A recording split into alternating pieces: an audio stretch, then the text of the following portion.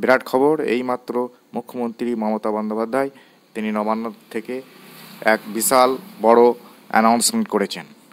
সেটা দেখে নেব এক নজরে কি কি অ্যানাউন্সমেন্ট হয়েছে।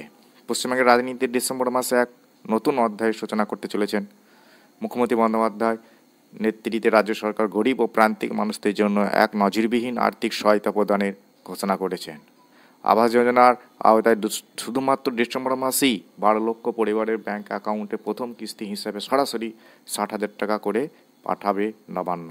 এই উদ্যোগে মোট 7,200 কোটি টাকা বরাদ্দের পরিকল্পনা করা হয়েছে। বিভিন্ন সূত্র ও সংবাদ মাধ্যমের খবর থেকে এই কথা জানা যাচ্ছে। তাহলে এক নজরে নতুন মাইলফলক কী হলো দেখে নিই। এই অর্থ বরাদ্দের মাধ্যমে পশ্চিমবঙ্গ সরকার এক প্রকার রেকর্ড করতে চলেছে।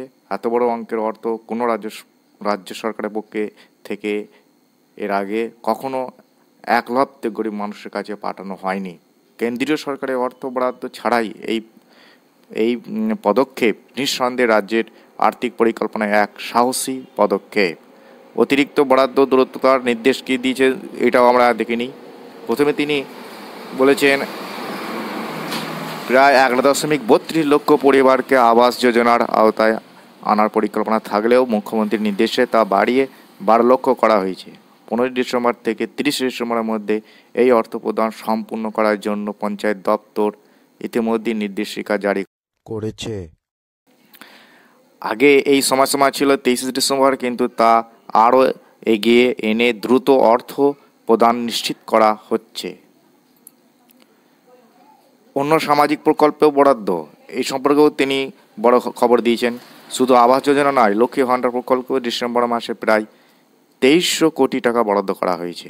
2 কোটি মহিলা উপভোক্তার জন্য এই অর্থ নির্ধারিত এবং সম্প্রতি আরও 5 লক্ষ নতুন নাম তালিকাভুক্ত করা হয়েছে।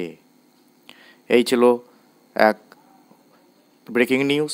তাহলে বুঝতে পারছেন মুখ্যমন্ত্রী মমতা বন্দ্যোপাধ্যায় এই অ্যানাউন্সমেন্ট এক খুবই গুরুত্বপূর্ণ। এই জন্যেই প্রায় বাংলা আবাস যোজনার যে যাদের এলিজিবল লিস্টের নাম রয়েছেন, যদিও ফাইনাল লিস্ট এখন বেরোয়নি, ফাইনাল লিস্ট 6 তারিখে বেরোবে। আশা করি সব যাদের ওই ফাইনাল লিস্টে এলিজিবল হিসেবে থাকবেন তাদের টাকা প্রথম কিস্তি 60,000 টাকা 15ই ডিসেম্বর থেকে ঢুকতে শুরু করবে। আর বেশ কয়েকটা এখনও জেলার ফাইনাল লিস্ট বার হতে দেরি আছে, কারণ উপনির্বাচন কারণে সেই সমস্ত 5টা জেলার নাম পরবর্তীকালে প্রকাশ করা হইবে।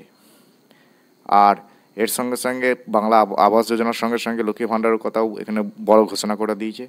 অতএব আরও অনেক মহিলা লক্ষ্মী ভাণ্ডার আন্ডারে আসতে চলেছে। এটা নিঃসন্দেহে একটা বড় সুখবর। তা যারা বাংলা আবাস যোজনার ইতিমধ্যে নাম রয়েছে তারা 15 থেকে 30 ডিসেম্বরের মধ্যে তারা প্রথম কিস্তির টাকা পেয়ে যাবেন 60,000 টাকা। পরবর্তীকালে আরও 60,000 টাকা দেওয়া হবে। টোটাল 1,20,000 টাকা পেয়ে যাবেন। Thank you. এইটুকুনি খবরটা ছিল।